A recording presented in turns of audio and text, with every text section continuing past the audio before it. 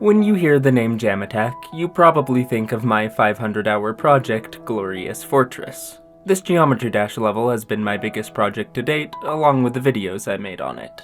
Anyway, fast forward a humble 5 months, and I'd finally start on my next big project, my little mountain town. I already made a stream highlights video of this first day, so I'll just skim over it. Okay, so I'm making a level with Plumet as the song, and I'm going to be using the entire song. The song is about 4.5 minutes long. This yellow line is where the player is, so... Alright, I think we can make gameplay now. I think I'm gonna make like little rocks or something to start off. I don't know, I'm just gonna have fun with this and mess around with the gameplay. While I build, I think you all deserve an explanation. Geometry Dash levels can get complicated. Level creators often start with a layout. Layouts act like a blueprint for a level. They map out gameplay and structure without complex decoration getting in the way. Out of the 530 hours I spent on Glorious Fortress, a whopping 20 were spent on the layout. And yeah, the title of this video isn't clickbait. I spent over 100 hours on this one.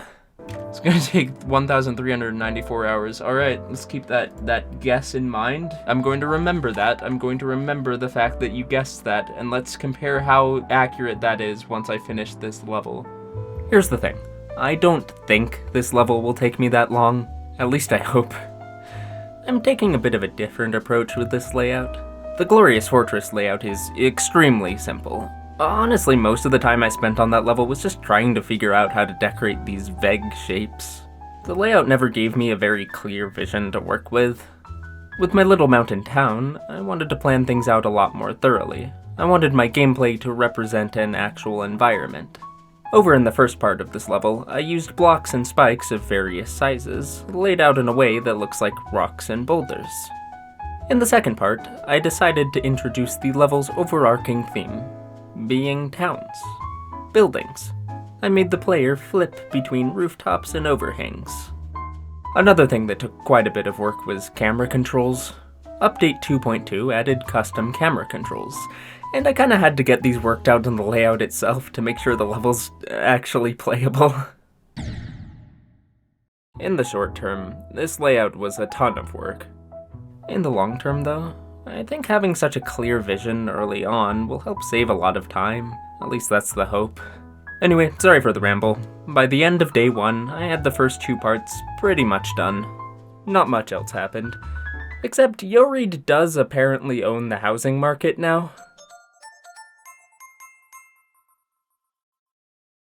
Things were off to a very strong start. These first 2 parts only took 3.5 hours, so very quick progress. And not a lot happened day 2. I mostly just finished up some structures that I hadn't completely worked out. It added like 40 minutes to my total. However, day 3 was a lot more eventful. With some good momentum going, I excitedly began the second building stream for this passion project of mine. I had a really cool idea with this level. I want it to like gradually go down as you play. In fact, I could probably really quickly select all. Move it up a bit. Low duration lines, that's not what you're supposed to do. With the first 2 parts done, I was ready to start on the third. The spider part right here. Okay, let's just make a platform like this and start from there. This would be another town part, just more closed in than the last. I wasn't entirely sure what everything in this part was supposed to be. I'll figure it out later, I guess. One idea I had that made for some interesting gameplay was for the player to enter some of the houses, rather than just go on top of them.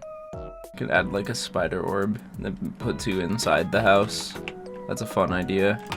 Does this count as breaking an entry? Anyway, I continued work on this spider part, making pretty good progress. I would take my time, trying to make the gameplay fun, but I was still going pretty fast. At this point, spending 100 hours on this layout didn't even really cross my mind.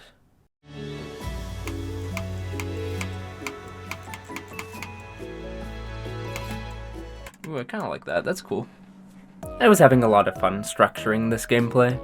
Rather than make invisible spikes kill the player, I made these clotheslines with various things hanging from them. These pads right here will launch the player into a spike fence below.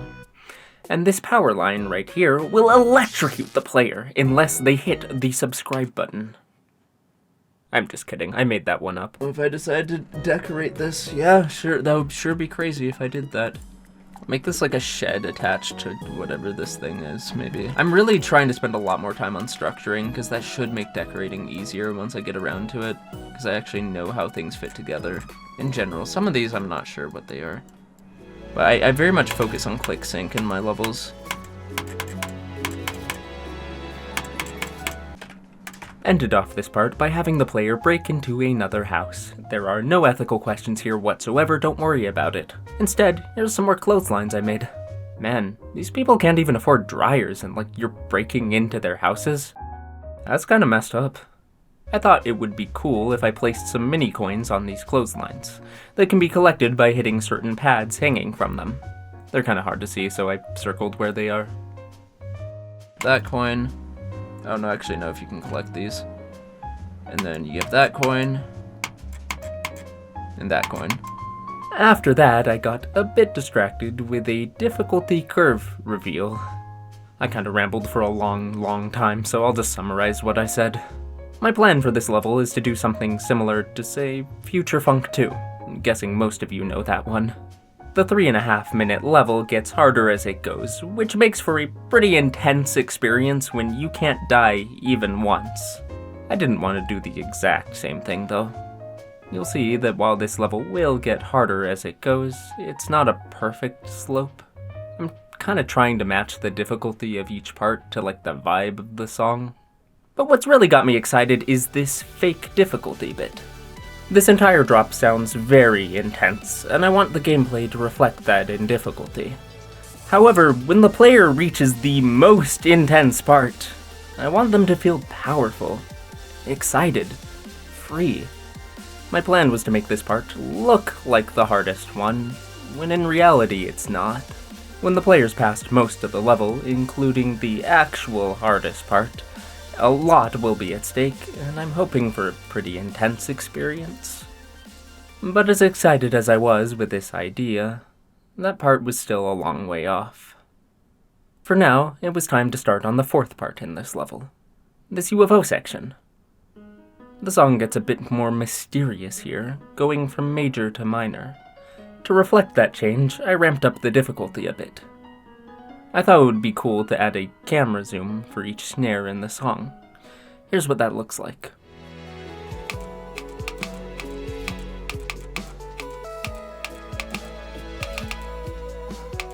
Another thing that happens to these snares is the pillars. They fall every time the snare hits. I think that's a fun little detail. Anyway, with another productive day behind me, I finally ended the stream. This brought me to 4 more hours of work. On day 4, I continued with these runes. I wasn't totally happy with everything I'd made, so I reworked some of it while also making some new bits. I also made one of the many coin routes this level would have. One of the main gimmicks in this level is that it uses a lot of free mode. Normally, most game modes in Geometry Dash are closed in by borders on the top and bottom of the screen. In 2.2, an option called Free Mode was added that removes these borders. I was gonna sing Free Falling as a bit here, but I don't want to get copyright claimed. To make use of this vertical space, I have optional routes like this one in the ball part earlier. I'd like the player to explore this world a bit.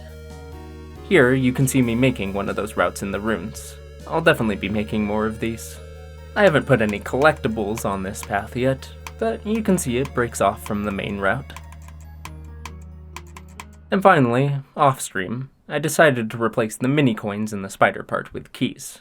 If you collect all 3 keys, it unlocks an attic in this house, and I'll put another collectible there. I don't know, seemed a bit more interesting than the coins, I guess. All in all, day 4 only added 2 more in-editor hours, though I'm sure I did a lot of playtesting outside the editor. So here's the problem. If we go into this part I built, the click pattern I'm not a fan of. I like that dash orb.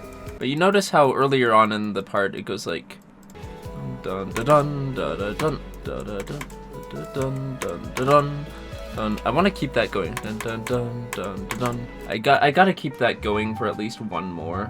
Unhappy with some of my gameplay, I started fresh. Here's how the part played before. I just wasn't happy with the click pattern. Part of making anything good is just trial and error. It's pretty normal for me to scrap and rework things. Maybe I'll scale these down a little bit or something and call that a nerf. Here's what the new version looks like.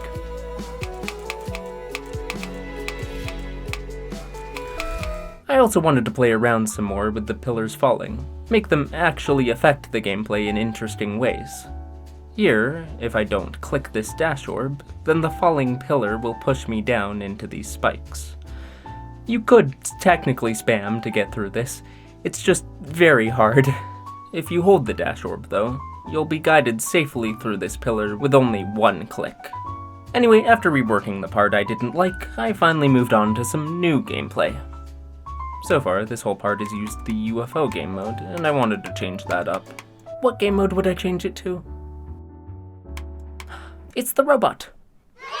But I can do better than just a robot portal. What if there was a robot orb that turned you into the robot? Okay, so now you'll turn into a robot if you click this. If I click on Edit Group, then Extra, then check Hide, I can then toggle off this portal before you reach it, and make it so clicking the orb toggles it back on, though it is still hidden.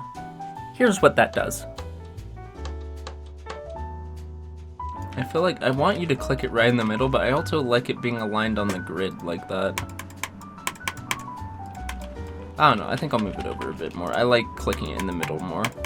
The robot game mode's main feature is that you can control the height of its jump by how long you hold your input.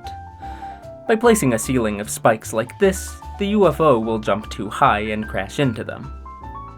Makes sense.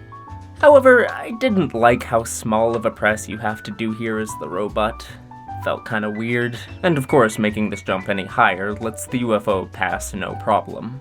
I just made it so this orb also turns the player mini. Feels weird for it to do two things at once, but I don't know, I couldn't think of anything better. And so I kept building out this robot part. Felt nice to change things up. I really hope you like these building time lapses. There's gonna be a lot more of them. I wanted to use the portal orb gimmick a few more times, so I made this orb that just turns the player mini. Of course, I have to balance that out, so I made another one here that turns the player big. Here's where the robot part was at by the end of day 5.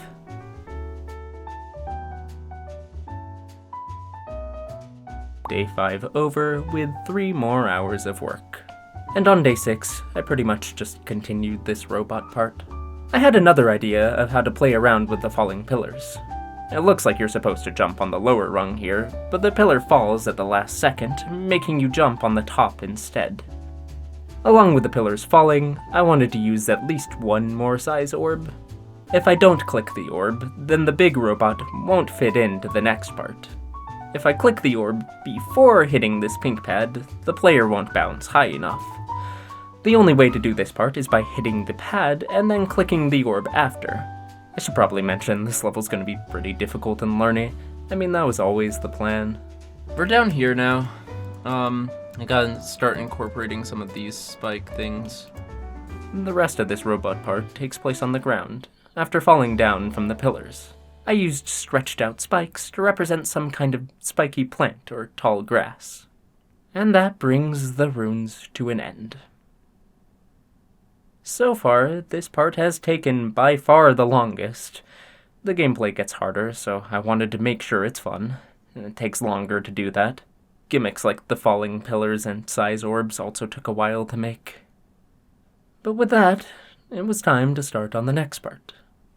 So I'll have a cube portal on the ground here that you fall into.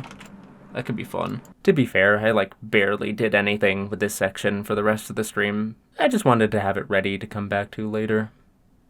And so, day 6 added 2.5 more hours of work. All in all, the runes probably took around 8 hours total, which is over half the time the whole layout's taken so far. Still not that bad though. Still wasn't screaming, this layout's taken over 100 hours at this point. And the next part was also a lot easier to build. The level gives you a bit of a break here, and because easier gameplay is easier to make, I got a break of my own. I built another town part. You can expect a lot of these. It kind of makes sense. I labeled a bunch of stuff so I wouldn't forget what it is. This is a light, a mailbox, a bench with the clothes of a homeless person. Wait, crap, that's like a lot later in the level, and we're not to that point yet. I want to add like a little car. I think that would be fun. What do cars look like? It's kind of like that. The front would come out more.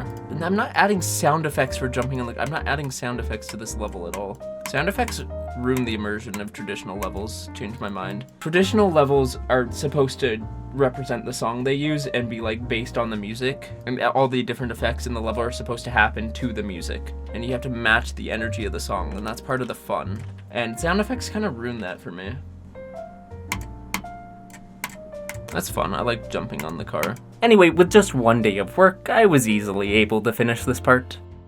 One thing I did to keep things interesting was switch to the robot mode halfway through with this hanging robot portal. You land on another mailbox here. This will be like one of those mailboxes where it's just like one solid obelisk. This is gonna be a dumpster, and there's gonna be like spikes as trash in it.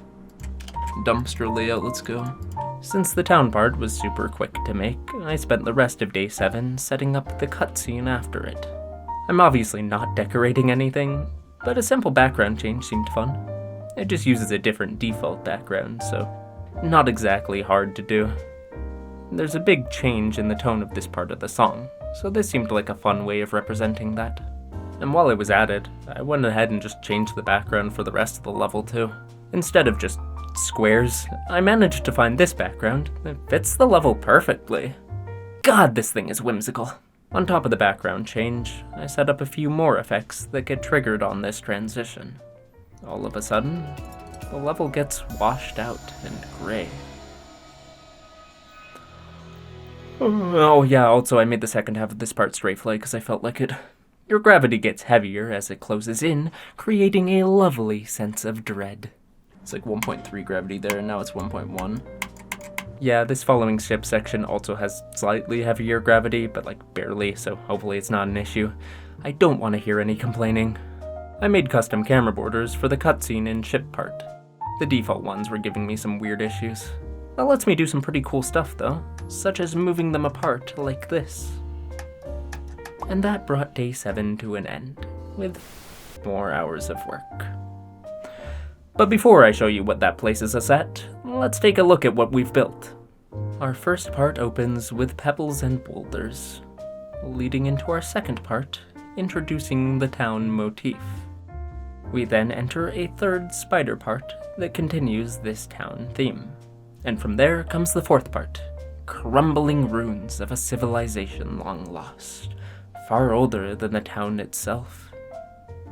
Exiting one of the mountain town's main tourist attractions, we reach more level ground. This fifth part gives the player a bit of a break. And finally, the level cuts and everything turns to gray. With these 5 parts and 1 cutscene, 1 minute and 45 seconds of gameplay has been built. With some of these parts starting to take multiple days to make, you might be wondering how I was feeling about my current pace. Okay, so Glorious Fortress has just under a minute 50 of gameplay, and the layout for that took 20 hours. Meaning we're currently at better pace? Yeah, honestly, even with some of these parts taking a lot longer to make, I really didn't think this layout would be too hard to finish. Still didn't expect it to take 100 hours. With that said though, I had some pretty wacky plans for the later parts, and I wasn't sure how long those would take. Guess we'll just have to wait and see.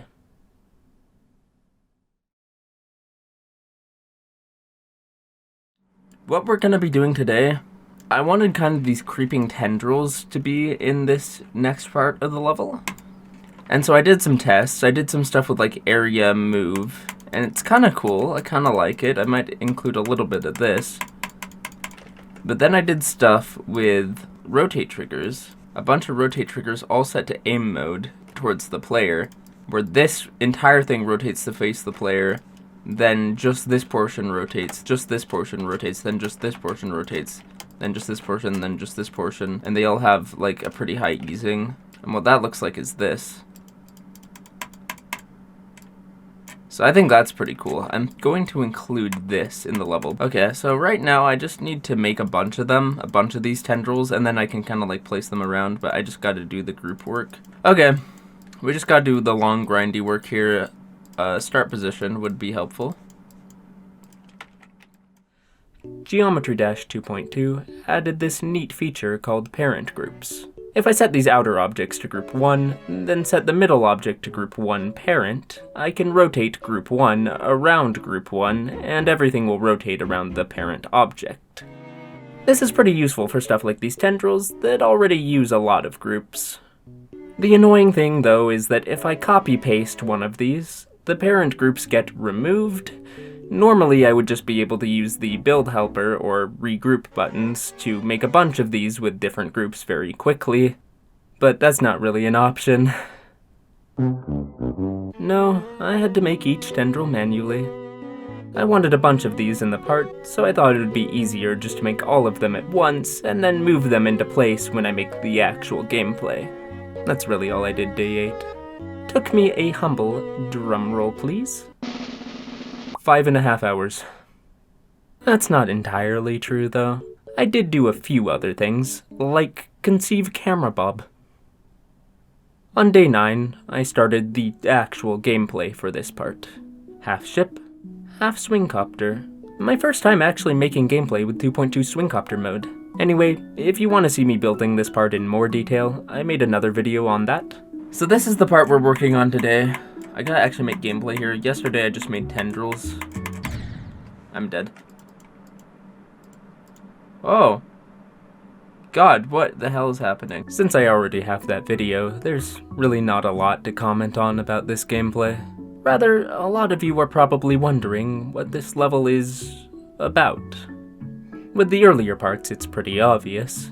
It's about a mountain town. Not that one. This part kinda comes out of nowhere, though. Tendrils? Floating spikes. It's a bit odd. I've seen some people call this a cave, which I mean makes sense, but it really isn't supposed to represent anything in particular. Rather, it's supposed to represent the disjointed and uncomfortable feelings I feel listening to this part of the song.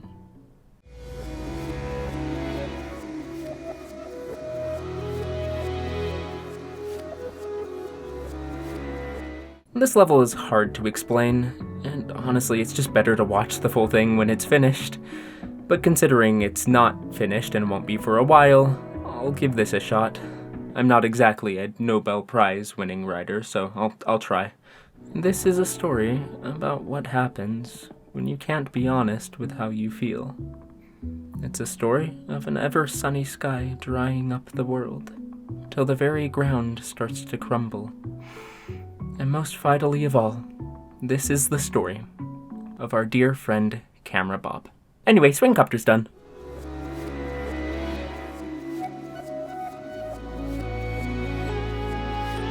Snazzy. Day 9 ended with 3 more hours of work. Well, this part's basically finished now, so how long did it take? Right now, we're at a total of 28.5 hours. Before starting this part, we were at around 20. So with 8.5 hours total, this part took half an hour more than the runes, and it's also half the length. It was pretty clear that these parts were getting increasingly hard to build. But let me just tell you, even with that knowledge, I was not prepared for the part after this.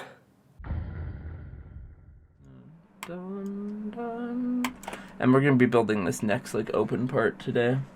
Have a late blue orb timing onto a block or something. So yeah, have a late blue orb timing, so you click late on that. I want to have floating portals bobbing around. I gotta free mode them. And this part of the song sounds super disjointed. I wanted to reflect that by having a wide open part full of floating bits and pieces. Also, in the level so far, each part's only used 1 or 2 separate game modes. To make this part stand out from the rest, I have the game mode change up constantly. Of course, when you make gameplay gimmicky and complicated like this, it usually takes a lot longer to build. This part's pretty short though, so it didn't take too long. Ooh, what if I have this orb, change every single click? So it, cycles through multiple different orbs every time you click, and you just kind of gotta memorize how it works. Because this part's supposed to feel very strange and disjointed and everything's shifting and changing. I made a bunch of different orbs follow the player. Then I made a toggle loop that cycles through them every time the player clicks. And now what we gotta do is use the lovely sequence trigger. I love this thing, it's so good. That gimmick wasn't hard to make. This makes the gameplay a bit learny, but that fits the vibes of this part, so it's fine.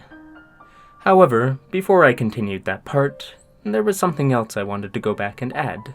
I made a completely new gimmick, used exactly one time. Instead of the red orb that was here before, now this hand grabs the player and pulls them up into place. Why did I add this? I don't know, it just felt like it, I guess. It's a bit of a reference to Amori, one of the inspirations behind this part, and just the level in general. The hand won't look this goofy in the decorated version. Don't worry, this is just for the layout. Of course, I never finished this cube part. Just got a bit distracted. So I went back and did that. Here's what it looks like all filled in. Now, so far, progress on this part was going surprisingly fast.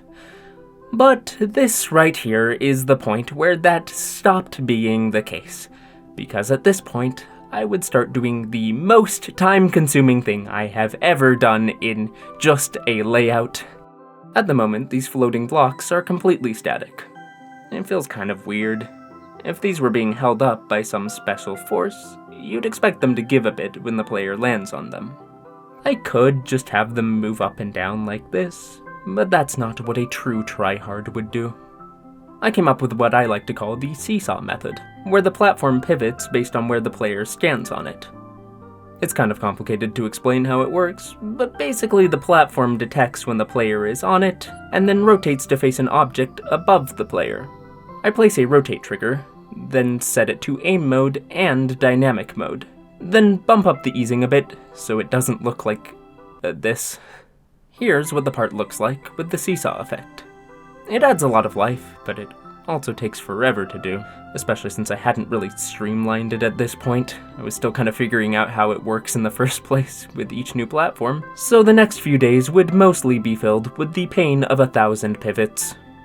I think one more thing I'm going to do. This song's finally being done justice. I mean, a Final Memorial's pretty good, but I also really like what I'm doing with this level. It's kind of doing its own unique thing, a little bit different from Final Memorial. And to end off this stream, I actually made a bit of gameplay for the next part. I was far from done with the floaty part, don't get me wrong. I just felt like getting an idea of how the two parts are going to fit together. Finally, and most importantly, Oscar. Then, off-stream, I just added a few shader effects, and I must say, this part's really coming together. This is just the start. There's a lot of little things I still have to do. There's a ton of secret ways, and a lot more platforms to seesaw-ify. But still, all of that only took 4.5 hours. I mean, that's really good pace. Way better than I thought it would be. The rest can't be too bad. The rest was that bad. On day 11, I continued work on the pivoting platforms. This coffee table's pretty neat. The mug takes a bit longer to land, which feels more realistic. Now you might be wondering why on earth I would do all this in the layout, and that's a justified question.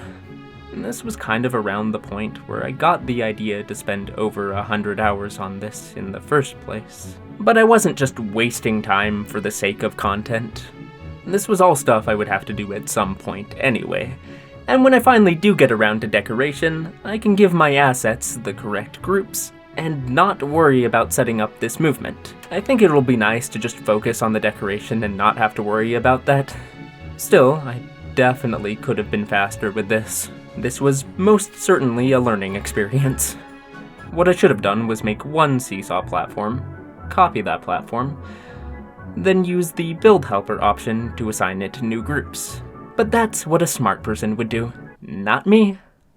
On top of that, a bunch of these platforms rotate, and I set up individual rotate triggers for each one. Turns out it's not hard to just get the same effect with the area rotate trigger and one single group. But again, that is smart person stuff, not jam attack stuff. Those are different things. Day 11 finally ended, adding a measly 8.5 hours. Day 12 was just more of the same. What can I say? Only took 2 hours, so I guess it's not that bad. On day 13, I spent around about an hour trying to make a lamp rotate. As you can see, it was with great success. Eventually, I got it to work how I wanted it to, but that was kind of painful. People with over 5 brain cells really don't know how good they've got it. I also added a few coins to this part. They don't steer off the main path that much, mainly because I didn't want to do more seesaw work than I absolutely had to. Only took 2.5 hours. Pretty good pace. On day 14, I started to run low on tendrils, so I manufactured some more. Then I did whatever this is. I have no recollection of what this is. I guess it would be kind of cool if you copy-pasted this around as bricks. Well-known block design containing everyone's favorite character, Brick. Yes! That's how you make them. That's the brick object. That actually is the brick object. And I figured this out, because I was taking a look at this object. And then I just kind of realized there's another feature with it. Yeah, I kind of realized. Look! Look, it literally is the brick object! They were right! Anyway, made more tendrils. This is fun. Coming back to this hand gimmick, I didn't like the fact that it's only used once. Pulling much more direct inspiration from Amori, I wanted to have hands come and grab you if you go out of bounds. I spent a while setting this up, and it did work how I intended. It's just, these really let the player fall a lot further than I'd like. Remember, I would have to fill in all of this space. That's a lot of work. Also, sometimes the hands just don't collide with anything and go up forever, so that's cool. I took the easy way out. Deleted this gimmick and just used tendrils instead. This part was getting too bloated anyway, what can I say? On day 15, I wanted to fill up this part with objects that the player won't necessarily interact with. Seems pretty useless to do in just a layout, but it gives me a good sense of how this part will look in the final level, so I like it. Apparently, I also made this checklist at some point. I have no idea when I made it, and I'm too lazy to go back and check. The fact that I made a checklist for a layout, though, just goes to show how mentally ill I am. Looks like I've crossed a decent amount of things off, though, so that's good. The most recent thing I added was a portal swap loop. This part obviously wasn't confusing enough as is, so I wanted to make the game mode portals change constantly, with no relation to what they actually turn you into. Just made a couple simple spawn loops. Wasn't that hard, really quite simple. Placing all the portals down that I was going to toggle between though, that was kind of annoying. There's still a lot more left to do, but this part's really coming out good. Like, it's genuinely pretty sick. Day 14 done, with 5.5 more hours of work. Wait, that's like halfway there. Well, I have officially hit over 50 hours. I kinda missed the exact moment I hit it, but I'm a little bit over it now. Kinda lost track of time. Just wanted to talk about where I'm at with this. Believe it or not, this part is nearing completion. I have been going insane. This has taken so long to do. This part's probably going to be like the majority of the layout. I think I've spent a good 20 hours on this. Maybe it's been a bit less. Probably will be about 20 hours by the time it's entirely done. But yeah, I got pretty much everything set up. I have all these portals changing. I still have to make a bunch of the portals change, but I have the setup made. I think tomorrow I'm gonna stream, and I'm gonna try to get what I have left done in like a reasonable amount of time. I think I've been falling into a mindset with this part where it's taking so long that I'm just starting to accept that, and I'm starting to take forever to make anything, if that makes any sense. What I need to do is just set some time goals and actually try to finish the few things I have left. If we go over into the level, You see, I need to make extra blocks spin, extra blocks react to the player hit them. There's really only one structure I need to do that with, this chair. I don't think there's really anything else. I gotta make the portals bob around. That's gonna be annoying to do with follow triggers not working. Final stretch though, I think I can get most of that done tomorrow.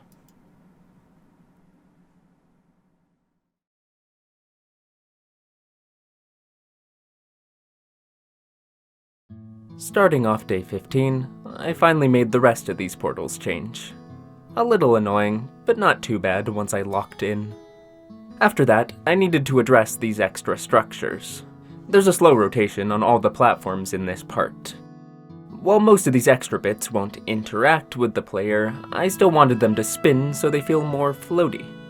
However, I was taking a very long time to do this, so I set myself a goal. That's perfect, because I wanted to just stream for 1 more hour and see how much I can do. This part's just taking a really long time. It's taking like a couple dozen hours total. I probably would rotate a bunch of these as well. The goal I set was to make the rest of these rotate within the span of an hour. You can see I marked all of them in pink so I could more easily tell which ones I needed to make rotate. Now the question is, did I succeed with my goal? Yeah, so that is... Where's my checklist? That is extra block spin done. And that's like basically it for this part. Oh my god. Oh my god, I've spent so many hours on this part in particular. Because I'm amazing at commentary, I forgot to mention, but that actually only took 40 minutes. Do it without using layers, I would rather kill myself. Day 15 done, with 3 more hours of work. On days 16 and 17, I didn't do a lot. Day 16, I literally just set up some pulses. They go to the snare in the song and add some lovely intensity. On day 17, I varied up some of my assets. I replaced this second lamp with a grandfather clock. I know there's like literally no point in doing that, but I felt like it. I wanted to replace these gears with clocks, but that's too hard, so I just wrote clock on them. Finally, to help with the disorienting feel of this part, I added some wobbly camera controls. If this is making you nauseous, then I can only call it a job well done. Anyway, with that, this part was basically complete. It took a while. It's my favorite part so far though, like it turned out so sick. Days 16 and 17 together added about an hour to my total. Right before I started this part, I was at 28 hours. Now I'm at 55. That means this part took 27 hours. Okay, we're gonna start on this next part, and this next part's gonna be a bit easier than these last bits. It's gonna be a bit of a break until the drop, which is gonna be the hardest part of the level. Big thing here, big thing I'm questioning is if I should, because I'm just holding off this platform, and it lines up really well, I like that. But coming back to this, I don't know, I kind of want to actually click to the music. I threw this little section over here together really quickly to just get an idea of what this part is going to be transitioning into. But I need to polish a little bit. Finally, on day 18, for the first time in 9 days, it was time to start on a new part. I certainly didn't expect anything moving on to take that long, though the drop parts would still be fairly high effort. For now though, this part was a very nice break.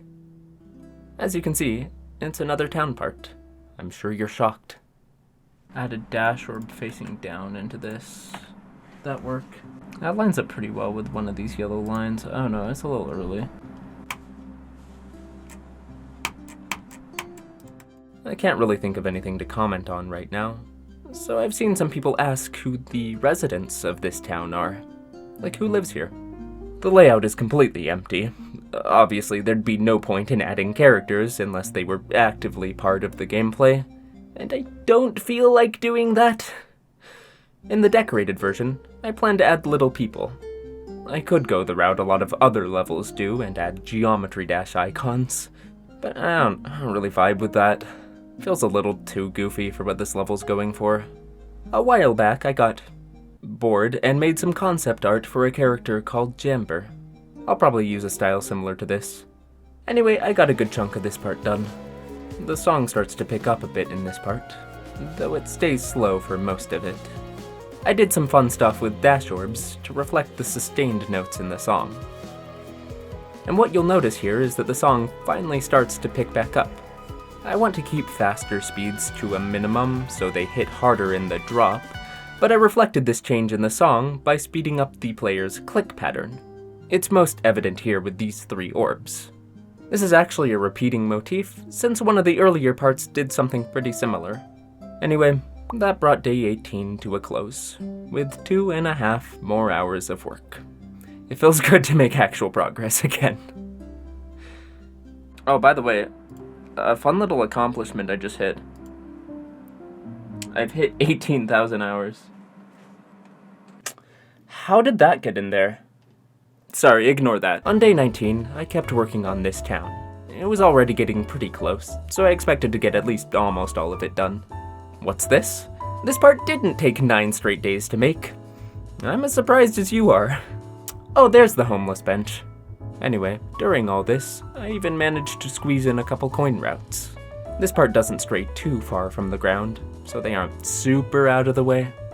They're just like slight detours. I didn't quite get everything done on stream, so after a quick break, I went ahead and just finished the entire part really quick.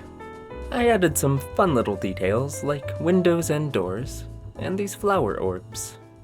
Now, we're just about to the drop of the level, and the song starts picking up here. I started off with speeding up the player's click patterns, but towards the end of the climax, I also speed up their, speed. I even go up to double speed. How daring. Day 19 wrapped up with 3 more hours of work. Our journey has had its ups and downs. Some things went smoothly. Others took almost 30 hours straight of Monkey Bang's head on wall, but through the rocky ground, through the towns, through the uncertain darkness, and after 61 hours of work, I was finally ready to break out into the level's drop. I knew this next part would be a lot of work, but I was excited to start. And hey, I was on a roll with this last one. Yeah, we're going to start on this drop. It's gonna be another town. This is gonna be the final city part, but it's just gonna be like a heavy thunderstorm, and it's gonna be like breaking off pieces, and there's gonna be bits of debris flying past. That's kind of the idea. I think I'm going to want like a jump orb that you hit. I don't know. You click right there. So I'm gonna want the player to hit their head into these blocks. I'm just gonna like place down some regular blocks for the gameplay and then turn it into houses after, I think, for this. It would take several steps to complete this part. How it looked early on was definitely far from how it would look by the time I was done with it. To start off this part, I more just mapped out the basic gameplay, coming back later to figure out how to structure it. I didn't want to be slowed down making gameplay, because I was genuinely having a lot of fun with it. Yeah, that's fun so far. My plan for this part was to mix in these buildings with bits of flying debris, torn from the houses by this relentless storm. Maybe this is the part where you'll kind of go into the bits of flying debris. I feel like this should be a UFO, I don't know. Let's mark out where you click is the UFO, because there's no obstacles yet. Yeah, these are pretty consistently lining up with the bars I placed down. Now, there's not a lot more to comment on with this part right now, so instead, let's have another little Q&A. I've seen some people ask me how this level will be decorated, or even if it will be decorated. It will. It'll be an art level, obviously. Since I'm the one making it, I'd take a gander that it won't be too different from my other art levels. Still, since this is my biggest project to date, I'll try to get out of my comfort zone a little bit. And now I die, that's good. Maybe if I place H blocks, that'll fix that problem. I'm trying to, actually get better at art. I'll be using a lot more references, doing art studies, all the good stuff that I tend to just ignore. Part of me wants to go for something like Astrolith, though I doubt I can make something that good. Still, aim for the stars and land somewhere in the Alps. It means you still made progress. I'm not a naturally disciplined person. My brain just kind of does what it wants, but I'll try to improve as an artist and stuff. I'm very project-oriented, so it'll probably work out. Made good progress on the drop. Just addicted to playing it. Anyway, here's what I managed to make day 20.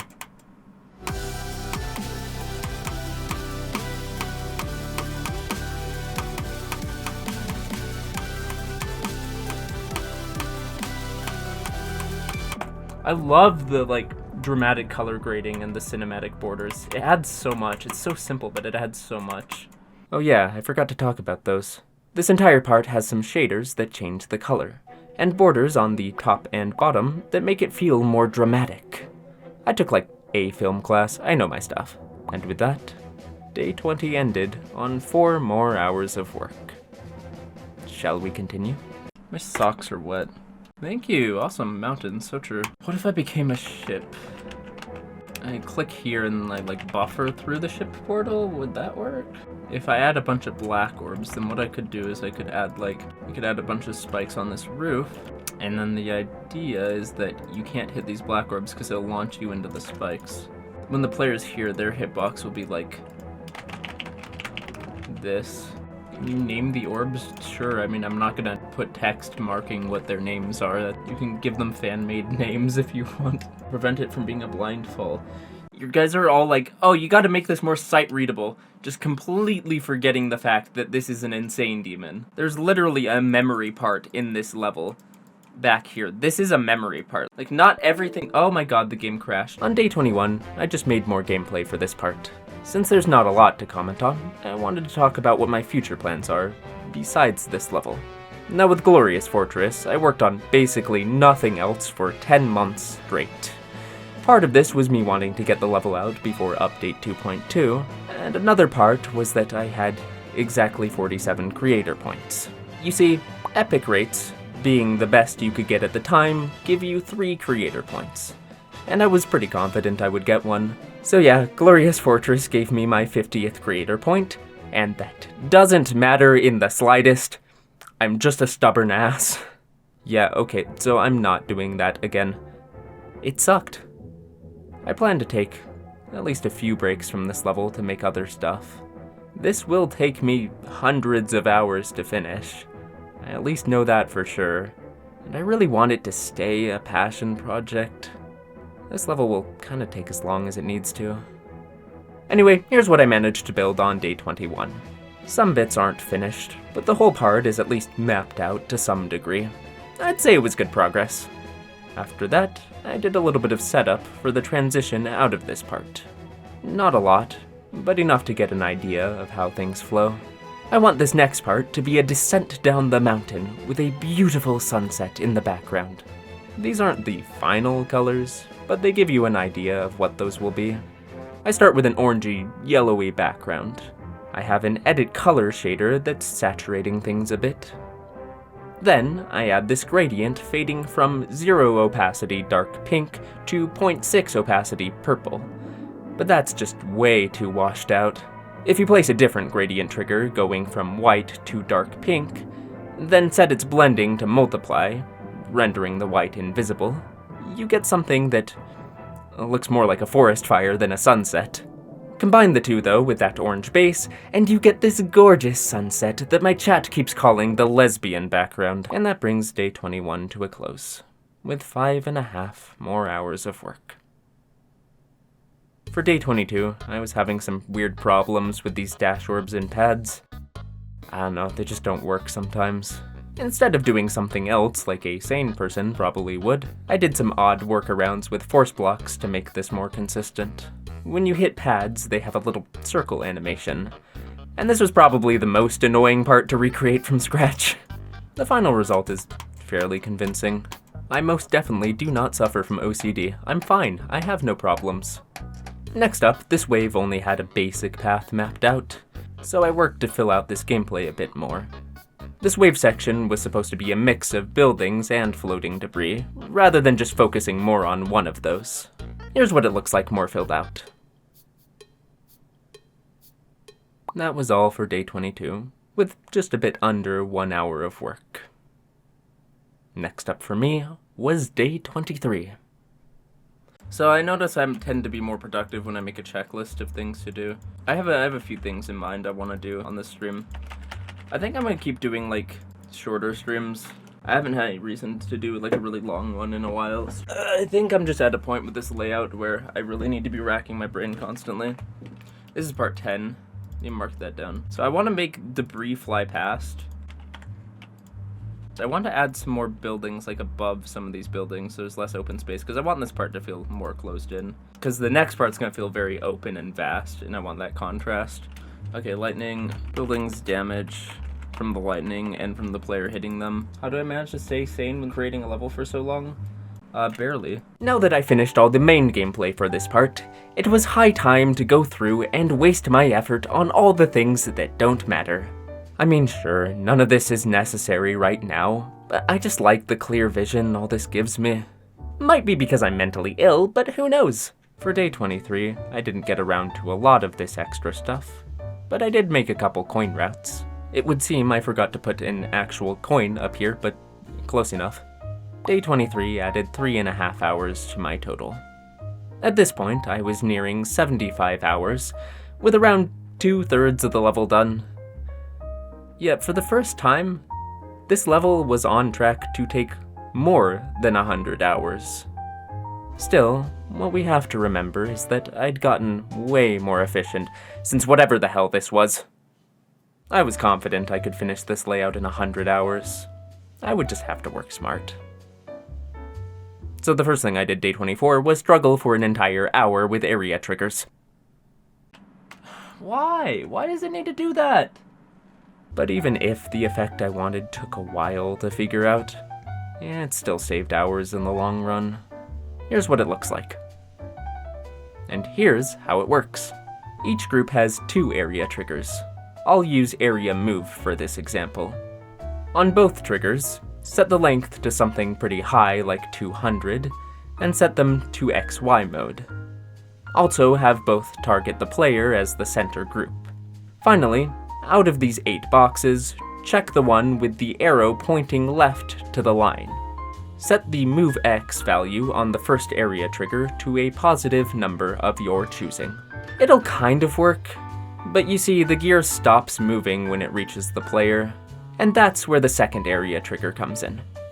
On this second one, use all the same settings, but make the move X negative, set mod front and mod back to -1, and give it a new effect ID or none of this will work.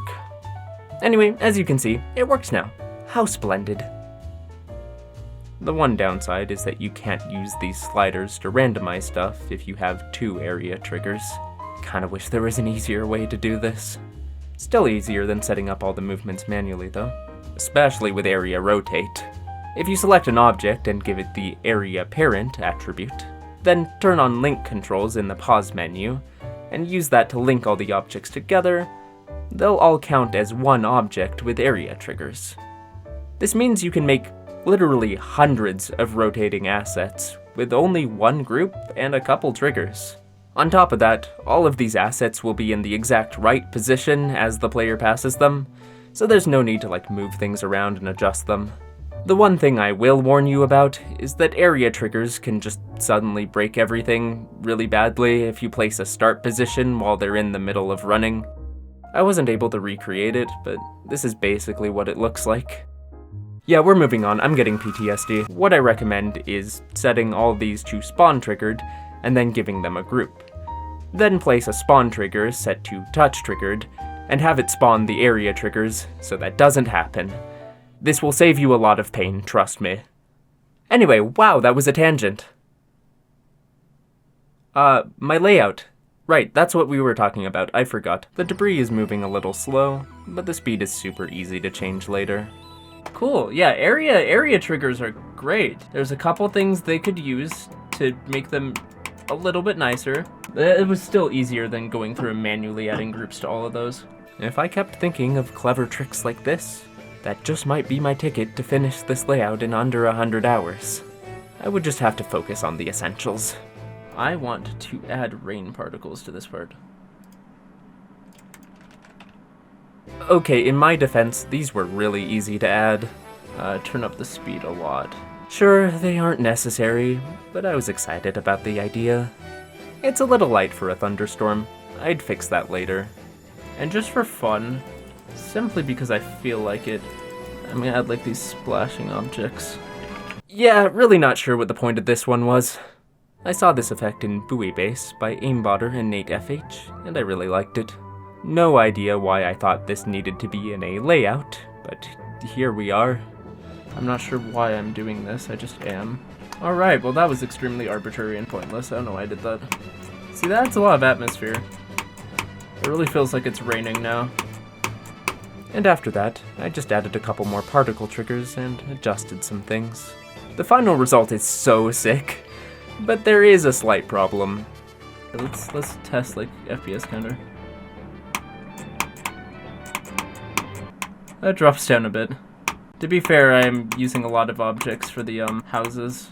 I sounded okay with this in the recording, but trust me, I was coping. This is really bad. Fortunately, after stream, the particles weren't hard to optimize. Just another little PSA, please only use as many particles as you need instead of literal thousands. It makes a big difference. You can see here, I got a huge boost in frames. So yeah, the particles were the culprit. You shouldn't need a NASA computer to play this level now, so that's cool. And what that meant is that now I was able to add one more little particle effect using these circles. They're supposed to look like raindrops landing on the camera lens. I might have stole that from Buoy Base too. Don't tell Nate and Aimbotter, they don't need to know. There were still a few things left to do in this part, but it was pretty much done at this point. I may have been lagging earlier on, but I'd learned from my mistakes. I'd learned how to solve problems quickly, and mostly prioritize things that matter. Honestly, I won't sugarcoat it, this was a rough journey, but the skills I was learning were undeniably helpful. With how quickly I was able to make all this, I was pretty confident I could finish this layout in 100 hours. I would just have to pick my battles wisely. Okay, what's next? Options menu. Well, that doesn't seem necessary. This is a layout. Why does it need an options menu? I don't get it. Did I really have to do this now? Like, couldn't I have just done this later? And that took 5.5 hours. So since I just hit 80 hours, I feel like this video is due for another update. This part is getting pretty close to being done. And I'm really happy with how this is turning out. I've had a lot of questions to myself of if I would be able to do the idea I have justice, but I'm starting to feel a bit more confident that I can. I really wanted to make a level that felt like an emotional journey. And this part is like really intense. I love it. The particle effects, they add so much, it's crazy. This is just a layout and it already looks sick, with the color grading and borders too. I mean, at the time of recording this, one level has gotten mythic, and that's Towerverse. And if you look at what it does well, it's mostly just the atmosphere. And I don't know, like, I'm not the greatest decorator in the world, there are people who are better than me, but I'm just so happy with the concept of this level and the overall feel of it. Call me crazy, but I think the final version might be able to get mythic. I'm bad at this game. I don't know, it's a lot of pressure. I expect so much out of this level, but it's turning out really good in the early stages, which is a good sign. I got a little sidetracked with these options, I don't know why, but yeah, I better... Oh my god, that is a start position and a half. But yeah, this very much might take more than 100 hours. I'm gonna try to be efficient with what I have left, but it's not looking super hopeful. It's kinda wild. Because in order to get to 100 hours, I thought it would be wasting time, but no, apparently to make the vision I have in mind, it's very legitimately taking more than that. But you know, it's fine. This part's coming out so cool. Oh my god.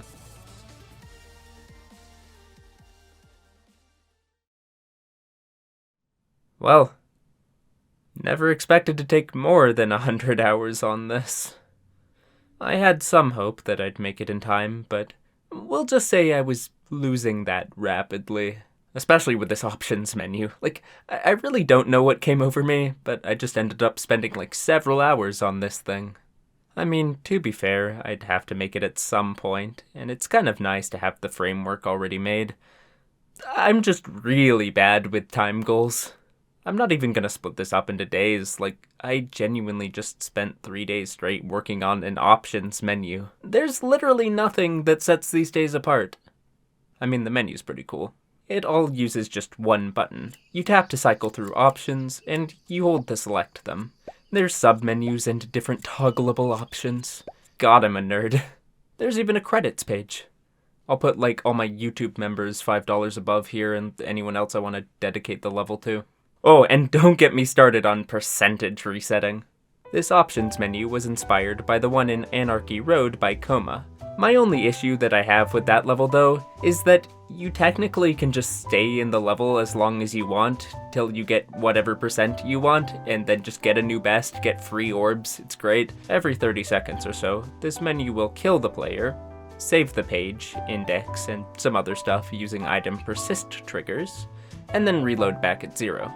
Also, these item persist triggers are how I even have options in the first place. Item IDs set to persistent get saved between attempts until the player exits the level. Anyway, you might be wondering how long this took to make, and unfortunately that's kinda hard to answer. So together those 2 days added about 4.5 in editor hours, but in reality, between working on the options here and there on other days, and also testing things outside the editor, this isn't even close to everything. In reality, this menu probably took around 10 to 15 hours to make. And this is why everyone loves UI design. It's so good, but that's enough of that. On day 27, I finally moved on to some new stuff. Oh, we could work on these things. We have some stuff. I think we have a few things to pick from here. I think making buildings take damage when the player lands on them or when lightning hits them. I'm gonna use some like cool area move effects for that. Desync. What does that mean? What does that mean? What do you mean? Is that just the font being weird? What is desync? What does that mean? I don't remember. I want when the player like slams down into something like that with like a spider orb as the spider. With a spider orb, like a black orb, just anything that launches the player down into a roof really fast, I think the roof should take damage. Yeah, I'd pretty much given up on staying under 100 hours at this point. This really wasn't necessary. It's a pretty cool effect though. Area triggers are awesome. You can see that when the player slams down in these spots, an area trigger scatters a bunch of small bits to look like denting. All of that took a measly 6.5 hours, so pretty good pace. On day 28, I did just one thing, and it's something I should have done a long time ago. You remember all these seesaw platforms back in part 8? You remember how annoying they were to set up? Well, it turns out my hypothesis from earlier was right. These really aren't hard to make templates for, and then just use Build Helper to make more. There's a couple things Build Helper gets wrong, but they take like 20 seconds to fix. You can see, these both work perfectly fine now. I didn't have a lot more of these to place, but better late than never, I guess. It was really just a couple of them in the drop. I don't know, maybe this'll help some other creators. I work smart, not stupid. Altogether, day 28 took about 2 more hours of work. On day 29, I worked lightning fast. The lightning strikes the player at strategically placed lightning rods if they tried to go the wrong way. I just definitely didn't need to go this overboard, but it's kinda sick, so it's worth it. But as I finish this part up, I want to continue the story of this level. In this level, after everything dries up and falls apart, a massive storm appears to wash it all away. This is a story about the inevitable, about finally doing what needs to be done. And most of all, this is a story about Camera Bob's sick-ass camera work. Bob pretty much just spammed rotate, offset, and zoom triggers everywhere. It looks a lot better than it should. And with that, this part was finally done. Yeah, we did it. By far the best part yet. It's not even a competition. This is what we call Geometry Dash Cinema. Nah, but seriously, I'm so happy with the personality this has. It's amazing what you can do with 2.2, pretty easily.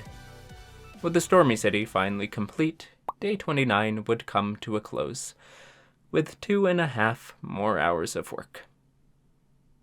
Quick sidetrack. On day 30, something kind of annoying happened. So every time I'd try to play the level with a start position, the game would just crash. Yeah, it kinda sucked. But I kinda wanted to just mention this really quick so I can show you what to do in these situations. They're nothing you have to worry about, even if they seem confusing. To solve this problem, I used something I learned in a coding class. You progressively delete smaller and smaller chunks of code, or in this case triggers, until you find the one thing or couple of things that are causing the crash. Luckily, in this case, start positions would crash the game no matter where I placed them, so I knew the culprit had to be right at the start. And I found it! This area scale trigger. I was already having other issues with this trigger, so I wasn't too surprised. Area triggers are weird. Moving the center object to the left a little seemed to solve the problem. Don't ask why. It works now, but with that taken care of, I was finally back on track.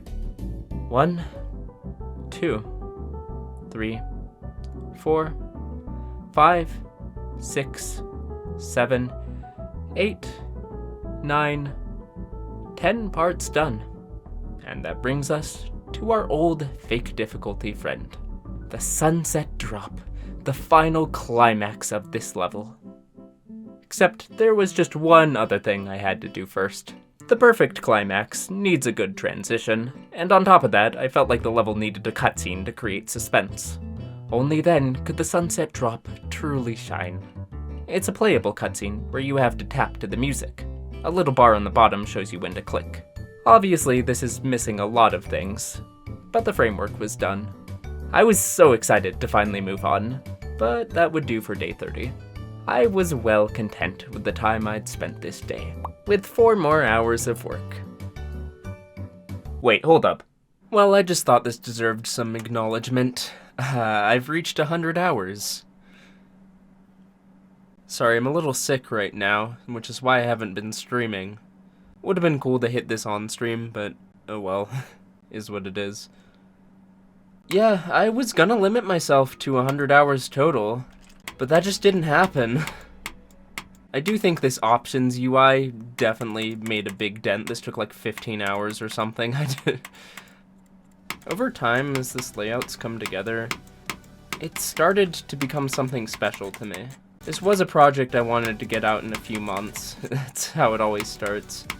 But there's so much personal meaning behind this, and as I make more stuff, as I plan it out more, geez, I can't do this wave, just building this environment and atmosphere and energy, I keep listening to the song, imagining what I'll make to this when I decorate it, and it's just something really special to me. So, maybe this is taking me more than 100 hours just to make a layout for a level, but I'm okay with that. I just want to give this level the effort it deserves. And I mean, we're still pretty close. 2.2% is really hard to calculate when you're in the middle of working on something, but based on where I am in the song, I'm like 3/4 done.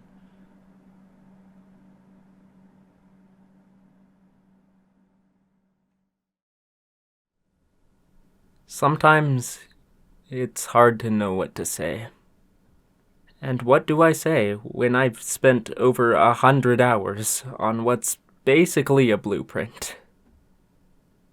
But there was no stopping now.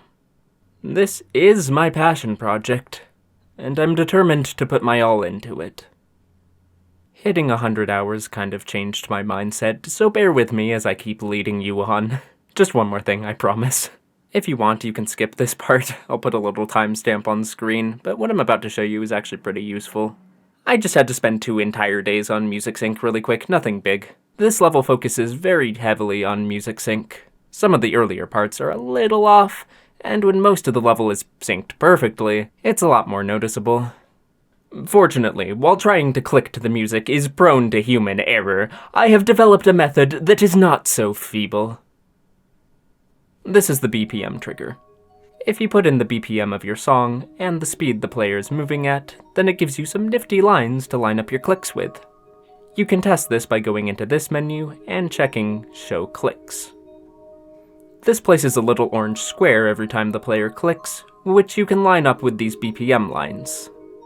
And now the only problem is actually placing this BPM trigger in the right spot. What you'll need is a magical program dubbed as a digital audio workstation. How exquisite. I use Ableton, but Audacity is free and it works fine for this.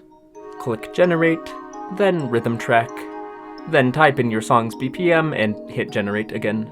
You can usually just Google your song's BPM, but if you can't find anything, try tapping to the song's beat and counting how many taps you do in a minute.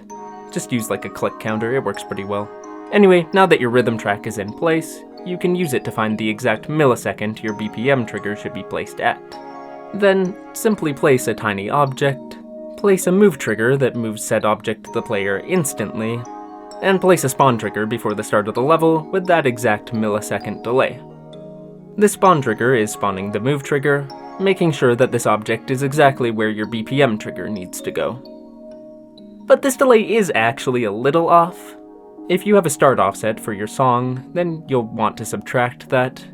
And actually having no delay whatsoever on the BPM lines feels pretty weird, so I'd add like 0.1 seconds or something, as long as it's consistent. For some inputs, you might want to click just a little bit late for impact, but it's never by much. Anyway, that's probably overkill. But overkill is my middle name. No, like legally, it's my legal middle name. It's true. During the 2 days this took, I at least managed to do one thing for that transition we were working on. I just made a little custom cube. Never said it was much. I plan to animate this later, but it's usually nice to actually have something to animate. Days 31 and 32 took around 4 hours of work. And with that, it was time for the final stretch.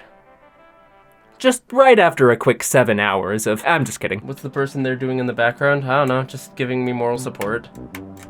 She's just making sure I'm okay. Just making sure I win. After a quick level request, I was back to work on this cutscene. I love how I never get sidetracked. I was kind of torn between animating this cube with triggers, or doing it frame by frame. Frame by frame let me do some cool smears, and the player isn't like a lot of objects, so I wasn't worried about that. But, it just looked kinda bad. It looks bad. It looks bad. It looks bad. Like, I was worried it would look bad. I ended up taking the trigger route, and it looks a lot better. Sure, it doesn't have niceties such as smears or squash and stretch, but those kind of felt out of place anyway. I set up an awesome, epic sequence that would advance a step every time the player clicks. It's a work in progress. Most of the steps in the sequence would do the exact same thing, but there's some small variations between them. Eventually, the player will be breaking down a sign of sorts. How edgy. Right now, though, they just really hate air. I can't stop playing this. Dude, this turned out so sick. Really happy with the animation I made, I finally started on the sign. The text, of course, is a placeholder, and no, you don't get to know what it's supposed to say. That's more funny. I made a few separate frames where the sign gets more and more damaged. These were pretty lazily made, which isn't exactly surprising. What's surprising is that I did this at all. I'm just kidding, you already know this is just the way I am. It gets the point across.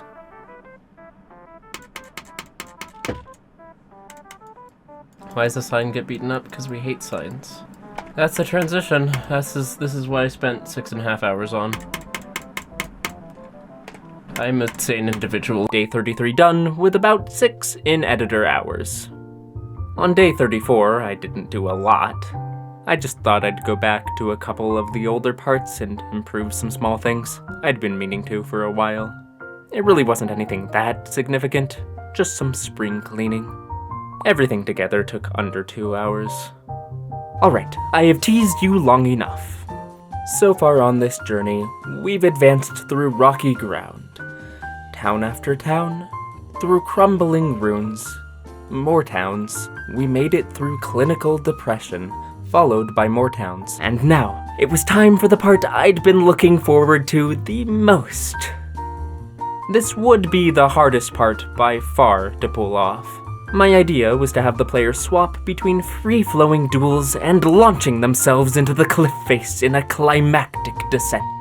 But with everything I'd learned along the way, and with the vision I had built, I was excited to get started. right after a quick message from our sponsor. I think the first thing is I want to make like a ground. So this will be the side of the mountain that the player's falling down. I have this transition set up so the player always bounces at the exact same time.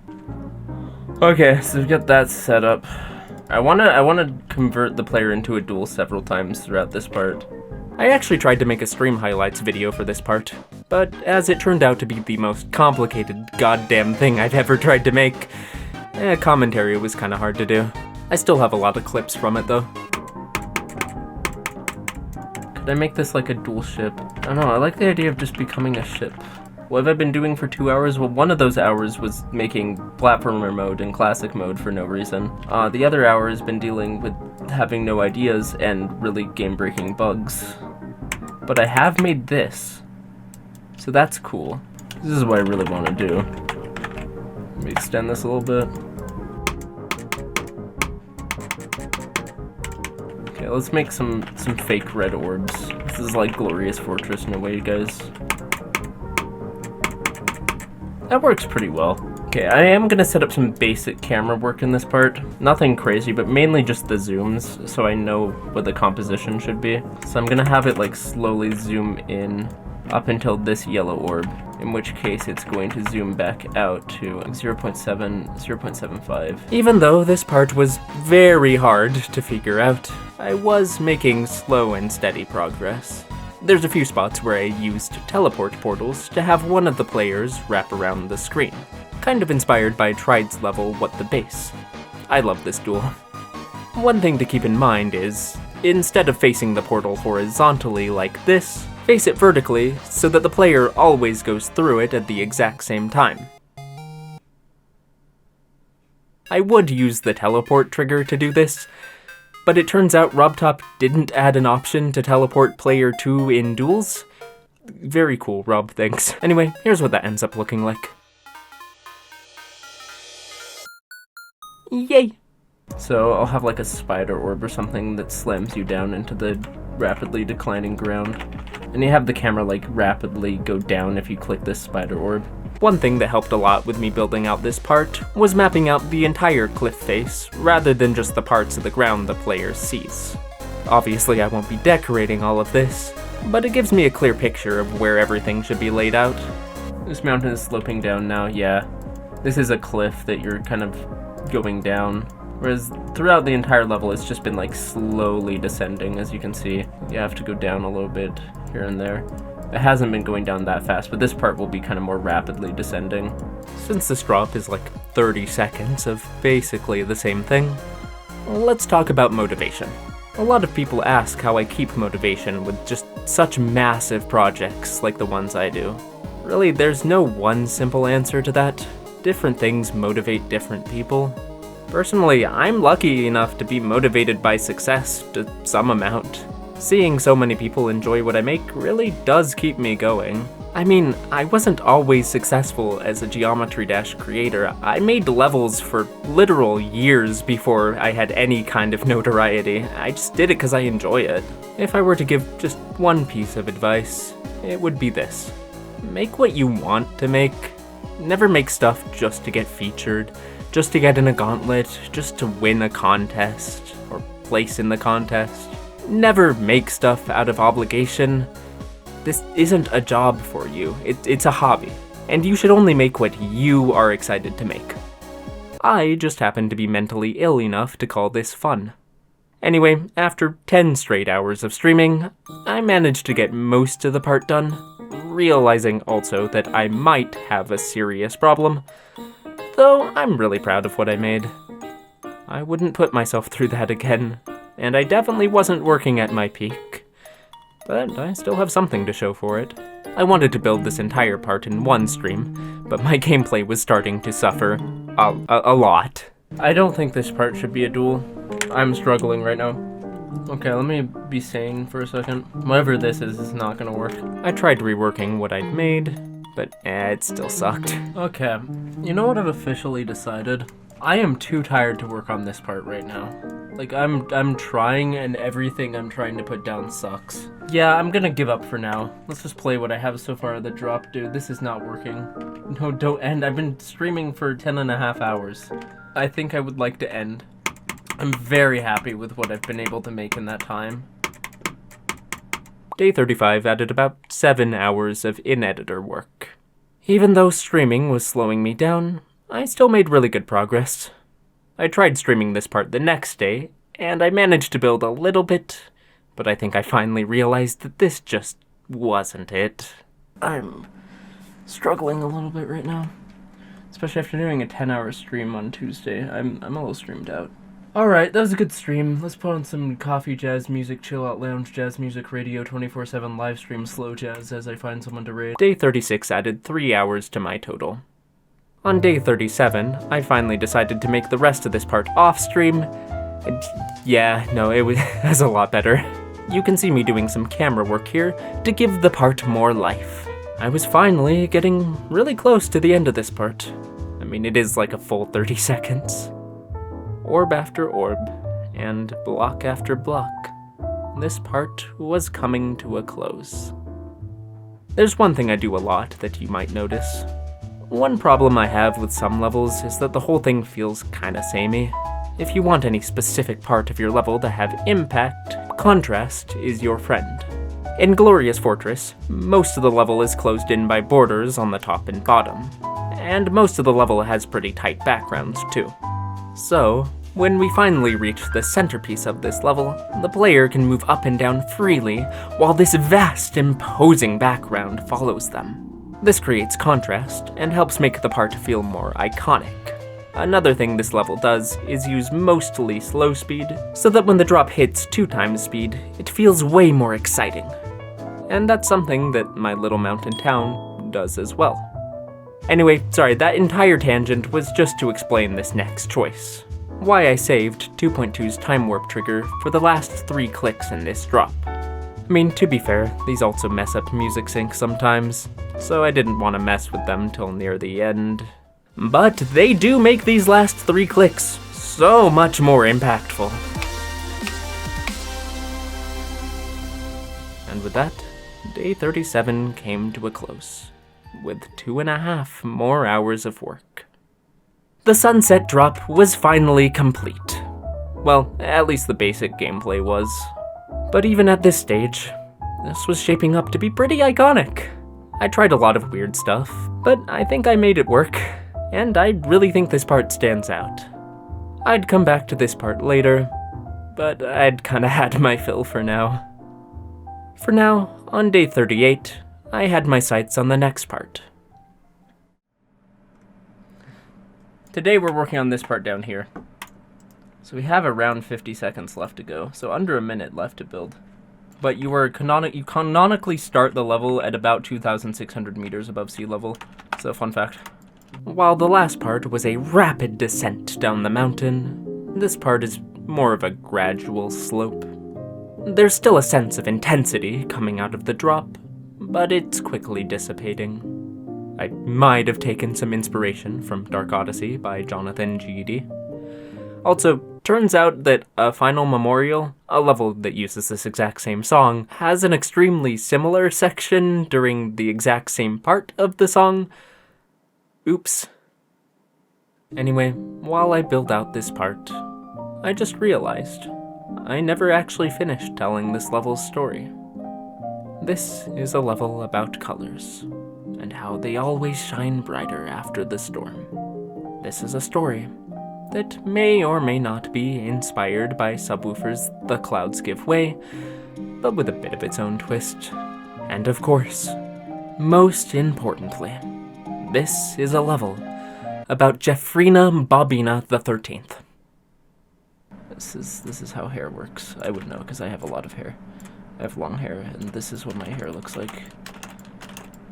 This is accurate to the hair lore. This house is very important, just trust me. Also, Jonathan GD, you might know him, was asking what the final jump would be, so I went on a bit of a tangent with that. I'm not gonna put a Future Funk 99, I mean, it'll be something you can die to, but it's not gonna be unfair. Once you get past the intense parts, I don't want there to be a very high chance of dying. Yeah, I look like that, so the player kind of slides into place for the end screen. If I do like a green orb, I don't know. Anyway, day 38 was mostly just working on this part. and I managed to finish all the gameplay on stream. I still hadn't changed the background, it's still the sunset from the last part, and I am kind of crying inside. God, the video progression could have been so much better, but I guess it didn't matter that much. Anyway, you'll see at the end here, I actually made a tiny bit of progress into the next part. Not a lot, but this shows you that the next part stops sloping down and levels out. Progression, yay! Day 38 ended with 2 more hours of work. On day 39, I continued work on this flat part, stacking these little squares for gameplay. In the final level, these will be sandbags, as you traverse the aftermath of the storm. As I build out this part, I thought I might another cue. How do I build atmosphere in my levels?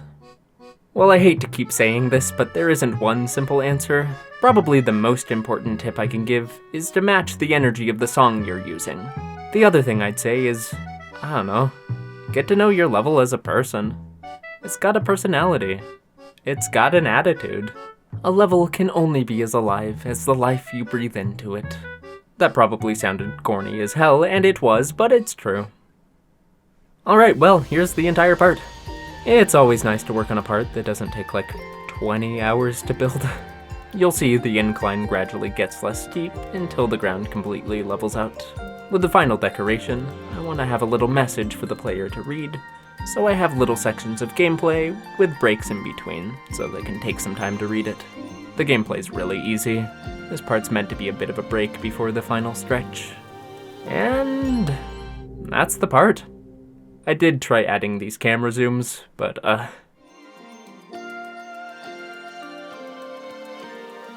well, like I said, I tried. Day 39 added about an hour to my total. But because I round these in a silly way, I don't know why I'm doing it like this, but I am, I'll say it took an hour and a half. Anyway, I was ready to move on to the next part for now. This is what we in the Geometry Dash industry call a slow speed portal. It's the slowest speed in the game, which is where it gets the slow in its name. But you see, for this last part, I want the player to go through a little miniature set of the level so far.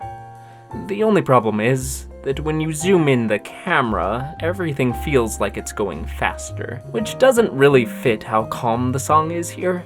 If only we could make the player go slower than slow speed. Fortunately, we can. I made a video where I recreated GD platformer mode and classic mode. It was a whole thing, and I explained what I'm about to show in a lot more detail there. But basically, if you teleport the player to an object every frame, you can move that object instead of the player, and make the player move at whatever speed you want. It is really hard to make gameplay like this, and it usually messes up music sync later on, so that's why I waited till the very end to do this. But I'm still glad I got to use this trick at least once. And with that all set up, it's hard to believe, but it was time to make gameplay for the very last part in this level. Like I mentioned, this would be a miniature set of every part that led to this point. My little mountain town opens with the player jumping between tiny rocks and giant boulders. But how about tiny rocks and tiny boulders? None of these little sections would last that long. I had a lot to fit into like 15 seconds of gameplay. You can see me doing some similar structuring though, with the couple structures I have. The next part of the level was high atop the town, with the player flipping from rooftop to rooftop. Here you can see me placing little roofs for the player to jump on, followed by another more shed-like structure, akin to the houses in this level's third spider part. That was all I did day 40. Pretty content with just getting this part going. It was like half an hour of work. And so on day 41, I carried on. We've reached the crumbling ruins. The first real shift in tone for our level. The set doesn't crumble. It's made by an experienced hobbyist. I filled in this part with little bits and bobs, and before I knew it, the ruins were done. After the ruins comes another town. There's a lot of those. I really only had the space for one house. It's a really cool house though. And after that, we have this cutscene with absolutely no gameplay. I could have recreated this by adding a stretch of nothing, but that's stupid. Of course, after that, we have this ship, this swing copter, and this disjointed part with a bunch of different game modes. I decided to represent all of this by just recreating the last part. Since this part is both short and slow, I'm sure you can relate, there wasn't a lot of room to work with. But that was a problem for future me. Day 41 ended with 2 more hours of work. That number's getting kind of big. Unfortunately, my lack of space was not my biggest concern. You see, because this part uses a custom speed, the BPM trigger that I normally use to line up my clicks wasn't an option. I thought this would be easy to fix with a bit of math and a few of my own BPM lines, but it turns out the song actually slows down too. Fortunately, the way it slows down is pretty simple, and with some small adjustments to my calculations, I was easily able to. I'm just kidding, One Fin was high on something when he made this. I just looked for peaks in the audio and then wrote down their exact timestamp. Yeah, it's not perfect, but it's more than enough. I had to manually put these numbers into a bunch of spawn triggers. I mean, technically, I don't have to do any of this. I'm just mentally unstable, and here is me getting the lines in place. At least I could make gameplay in peace now. Speaking of which, that's what I did. We last left off on this disjointed dream. Moving on from that, we enter this dark, mysterious town, followed by a raging thunderstorm. While these are 2 separate parts, they're technically part of the same town. I was running pretty low on space, so I represented all of that with a generous 2 houses, a house for each part. Of course, after that is the centerpiece of our level, the climactic descent. And what better way to represent a 400-meter drop than a small staircase? Of course, I could have continued this little set below the stairs, but I was already on the last few clicks that I had planned, so I just made what will probably be random furniture or piles of some sort. I don't know, I was more focused on the gameplay itself. Anyway, the gameplay's done. Yeah, like, all of it. Like, the whole level. Yeah. The entire layout is finished. And what I mean by that is that I've made basically all the gameplay. The entire level is now completely mapped out. I did a little bit after the last time I screenshot my hours, so I'm a little bit over. I'm gonna go through the level and just fix up some little things that I wanted to change. There's a few little things I want to add here and there. There's some game-breaking bugs I need to address. But yeah, that's the level though. I played through this in normal mode from 0, and it's an experience. I'm like really happy with how this has turned out. Only took over 130 hours to get here, so I think it was worth it. Look at all this. I love this drop. This is canonically like 150 meters. Every single one of these blocks is a meter. Dude, this dash rope is going to go so hard in the final level. It's such an experience to play this whole thing from 0. It's how I wanted it to be. It's just, by the time you make it to the drop, it's not that hard. But after making it through everything else, you sure feel the weight of the attempt you're on. It's been a long time getting here. Just look at all of this. Look at all this. And this is just a layout. I don't even know what to say.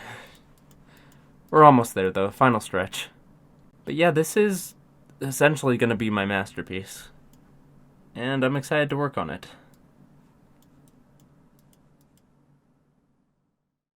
That recording was done a couple days after where we're currently at. Just seemed like a good spot to put it. You might have noticed that I changed the backgrounds in these last parts. I didn't exactly end day 42 the moment my gameplay was done. I had a lot of loose ends to tie up. I don't really build with my videos in mind, so I just jumped right into tying. I wanted to make a little transition into this last part. Didn't think this thing would come in handy again. The main goal of this transition is to show the player what gameplay's coming up in a fun way that goes to the music. I'd go back and touch it up a bit later, but it's cute, I like it. Also, you probably noticed this little cutscene I made at the very end.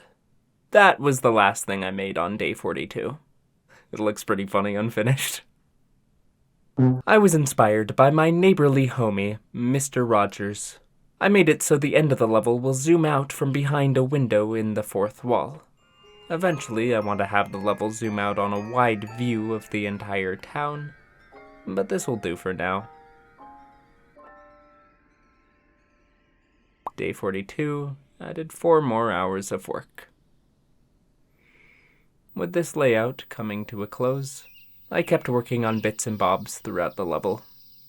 In the disorienting floaty part back here, the orbs and portals are constantly changing in a loop. And I wanted to do that same thing in my little set at the end. Really helps sell that it's that part, you know? Going back, I also had a few bugs to fix, namely this thing. For some reason, when you have a group of objects moving, and then you rotate that group at the same time, the group parent can get offset from the rest of the group. This happens regardless of if you use a parent group or just a different group as the center. It also only happens on lower frame rates. I'm sorry, RobTop, you really try. Anyway, there is a fix for this. What you do is you make a control object with its own group. You then have your asset that you want to move and rotate on a different group, being sure to set its center object to the group's parent. Then, use advanced follow to make your asset group follow the control object. You can then move the control object wherever you want, and you can rotate and scale the assets group with the control group as the center.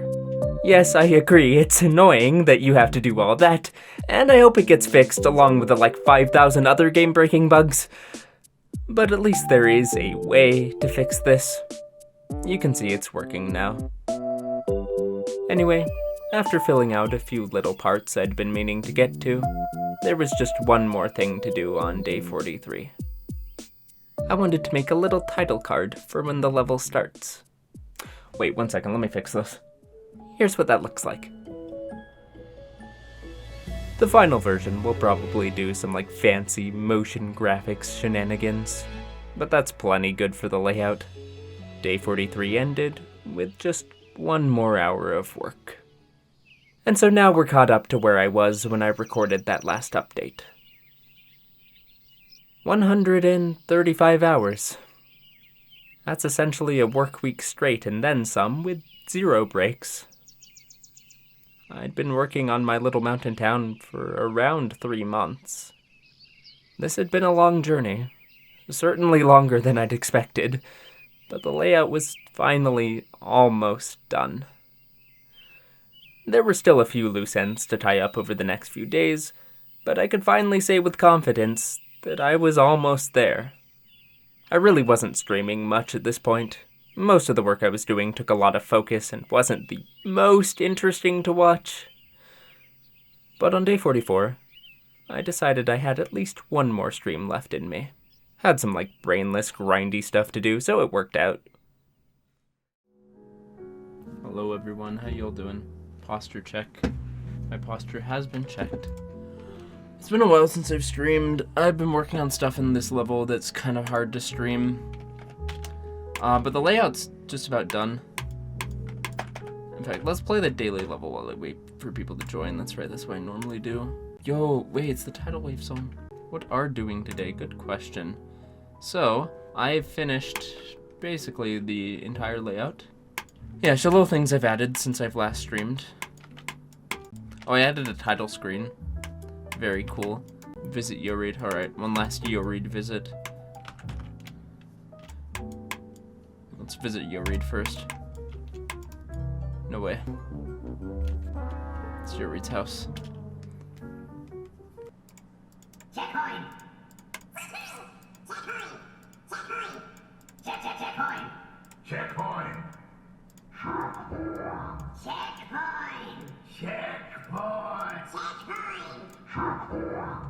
Checkpoint! Okay, I need to actually do things. Anyway, what we're gonna be doing this stream mainly is working on this drop part. I want to patch up all the secret ways you can take, and I also kind of want to make stuff move with area move and rotate, so it's flying across the screen. I think that would be cool. These will be sandbags, and there'll be people placing sandbags in this part because there was just a huge storm and everything flooded. And the last thing I want to show you is the new part I made. I think I made most of this off stream, so this will mostly be new for you guys. It's like a little miniature set of the entire level you've gone through. There's like the floaty part. There's the descent down the mountain with the stairs. Very much going for Mr. Rogers vibes with this last part. Okay, you have to hit the spider orb. Although you can hit these you can hit these red orbs. So I think I'm gonna replace these with black orbs. And it is going to work, please, for the love of God. So let's just place some saw blades down where you'll die to if you click any of the black orbs. Can I hit that really late and survive? Oh, that's kind of goofy. How about now? Okay, now I think I'll always die. So I'm pretty much forced to hit the spider orb and nothing else there. That's good. If I spam. Okay, I can jump early and survive. A little saw blade right here that keeps that from being an issue. I think it'd be fun if I made these into like weird, wacky structures. Let's put on some coffee jazz music to lounge jazz music radio 24/7 live stream slow jazz BGM while I do this.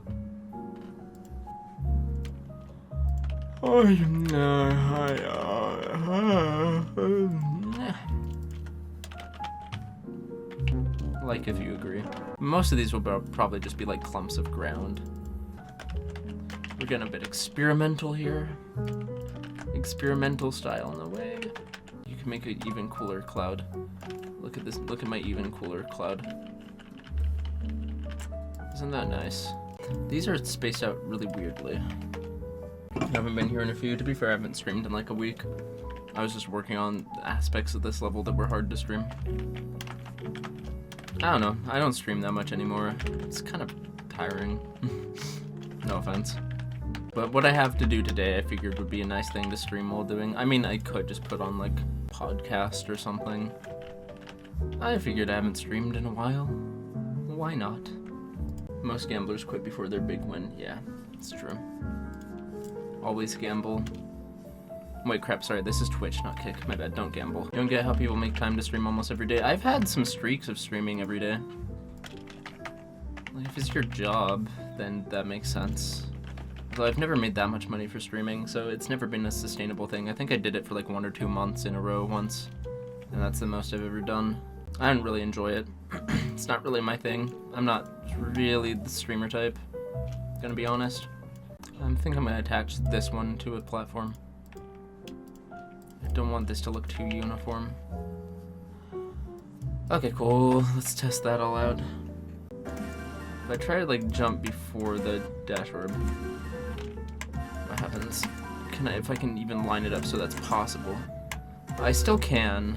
I'm chewing gum now, by the way. That's why it sounded like I had something in my mouth, because I do.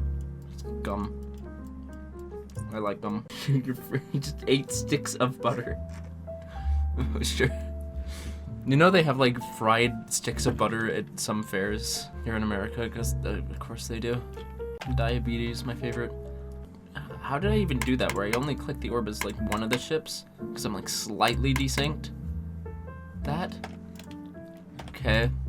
So to account for that, maybe I'll just add like a really big structure over here. Very whimsical. We like to be whimsical here on the Jamatech Twitch channel. Is this the last stream working on the layout before I start on Deco? No, I don't know. That does kind of signify that I'll start on Deco really soon though. I'll probably take a break from this. I have to hit the black orb. I don't have to hit the yellow orb. I should fix that. I do have to hit the green orb. I don't have to hit the spider orb. I do have to hit the dash orb, so it's the yellow orb and spider orb I don't actually have to hit. Okay, I should die if I don't hit the yellow orb. No, I don't. I need to move that over quite a bit. Yeah, Danceman used to be a really banger creator. He's doing other stuff in life now. I remember when he was like innovating, creating content too. He made like a couple videos. He made the one that was like decorating a spike for 10 hours straight, but then he made the one that was making 10 levels in a week. And that was like huge news back then. It's crazy looking back on it, It has like 300,000 views, which is still a lot, but like that was like community breaking news. Like everyone knew about that back then. It was like a huge thing. It's just shown how much the community's grown since then. I'll need to get a lot of playtesting. I'm sure there's stuff I've missed too. So you should have to hit all these, except for the green one. The green one should like always kill you. But yeah, man, I remember building with lemons. Now, Tried and Woolsey's content is just like completely inspired by that format. I haven't seen people take inspiration from Xylonox or Dansman and the creating content they did though, because it's harder to replicate. It's kind of hard to do something inspired by 10 levels in a week because you have to be mentally insane to pull that kind of shit. I'm starting to think that my time frame for this level, my release date, should be June the year after next. June 2026. Work on this for a while, then work on something smaller, then work on this for a while, then work on something smaller, and go back and forth a bunch. That might be the most realistic way to do it, because I don't know, I can't see myself releasing this sometime next year and not getting burnt out. I just want time to like be able to come back to this and kind of come and go, because this is going to take like several hundred hours to finish, because I am already feeling a little bit burnt out. Oh, I died there. Drat. This part of the level I was very much going for like looks really hard but is really not that bad once you learn it, and I think I really achieved that. Thank you guys for watching. When does the stream end? Right now. We're ending right now. Thank you guys for stopping by. We made good progress. I don't know if I'll stream this layout again. It's just little bits and bobs I gotta finish up. So not really much. But I'm glad I got to do one last stream with it. I also did some stuff off stream on day 44, tidying up some of my like options triggers. I also filled in the ground back here at this first transition, so nothing that interesting. Day 44 took me 3.5 more hours of work. On day 45, I wanted to link the options menu with the end screen so they can access some of the same stuff. As you can see, it works flawlessly. After the level ends, the end screen slowly moves up, and a list of options appear at the bottom. I tried for like half an hour to find a good sound effect for when they appear. I kinda wish there was a way to upload your own sound effects to the game. That'd be nice. But eventually I just went with a generic whoosh. Now, you can't upload custom sound effects to GD, but you can upload custom songs to Newgrounds and use those. If you're whitelisted, I am. I wanted to make a very dramatic sound for when the player completes the level.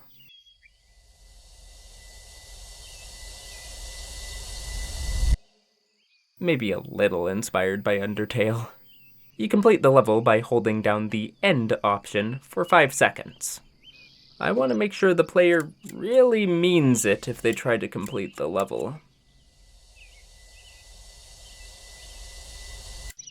I mean, once you do that, that's it. There's no going back now.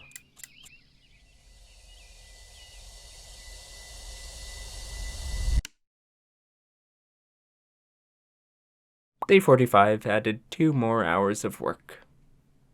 I didn't do much on day 46, really just fixed up a couple bugs in the options menu. And that doesn't have a scene transition. I did do one other thing. I worked on a little feature called Instant Complete. In Update 2.1, Geometry Dash would calculate your percentage on a level by how far the player is from the start of the level. But in Update 2.2, that won't exactly work. Instead, the game bases your percent on time. To upload a level, you first need to verify said level, and that means beating the whole thing with no start positions or checkpoints. Geometry Dash then takes the exact time this verification attempt took, and uses that for everyone's percent. Now, a lot of levels in the past have had a problem where their end screen starts at like 80%, but this new system actually lets you get around that. In the options menu, under Other Options, I've added Instant Complete as a feature. This doesn't just instantly beat the level the moment you select it, so you're not getting free stars, I'm sorry. What it does do is complete the level the instant the player passes the final jump. This lets me make sure that the level hits 100% right at this moment. Also, don't worry, I made sure to thoroughly shame anyone who uses this for literally any other reason. But hey, if you like ruining the experience, I'm not one to tell you how to play. Day 46 ended, with an hour and a half more work. The options menu finally had all the features I want, at least for the layout. There's a few other things I might add later, but this is more than enough for now. At this point, there were just 3 more main things left to do before I could release this layout. I wanted to scatter a few little Easter eggs like Wubbaduck and Jamber, very important. I also still needed to actually write the credits so they aren't just, well, this. But before I did either of those, I wanted to come back and finish up the sunset drop. Really give it the energy I wanted it to have. And so that's what I focused on day 47. I started by adding some particles that fly past at whimsical speeds. If you remember, the thunderstorm town back here used area triggers to turn some of the platforms into windswept debris. I wanted to do the same thing for this part to crank up the intensity. As always, this does take a bit of time to do, but God, it's faster than moving every platform individually. Whimsy is absolutely through the roof here. Seriously though, this goes so hard. My God. And finally, the last thing I did on day 47 was make just one more house. The last part with the little mini set of the level is supposed to be in some kind of house, so I figured I should probably, show that somehow. It's a tad hard to see, but it's night. There's my excuse. And as I enter this final house, we're just about ready for the final day in this video. At 146 hours total, day 47 added 3.5 more hours of work.